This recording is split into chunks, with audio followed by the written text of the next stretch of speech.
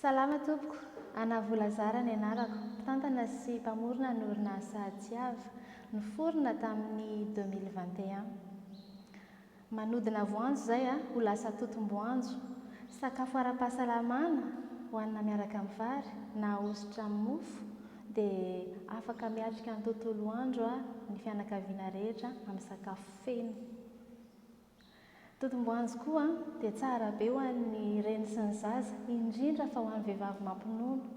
Sakafo tena feno hery dia ny zavatra rehetra ilain'ny reny sy ny zaza dia ao anatin'ny totom-boanjo.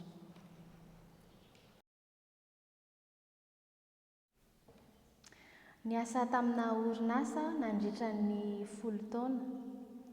Tonga ary ny pandémie Covid-19, nisedra olana ny orinasa ary tsy maintsy nanapa-kevitra ny andefa ny mpiasa en chômage technique.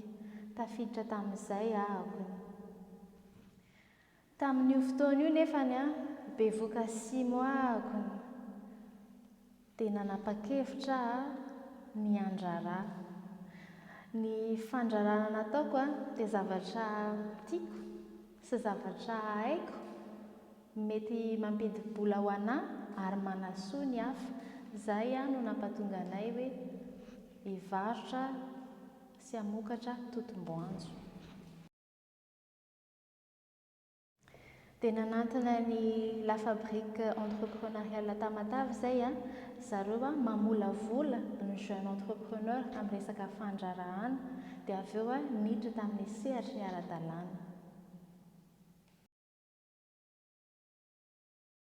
Ny amin'ny resaka qualité dia ny orientation client, izany hoe io totom-boanjo io amin'izao dia efa nanaraka ny recommandation sy ny retourn'ny client, ankoatran'izay ny réglementation en vigueur, ohatra hoe ny salubrité, ny certificat de consommabilité zao efa azo, izany hoe ny hygiène sy ny qualité nutritive ny totom-boanjonay dia mifanaraka tsara amin'ny exigence ny client.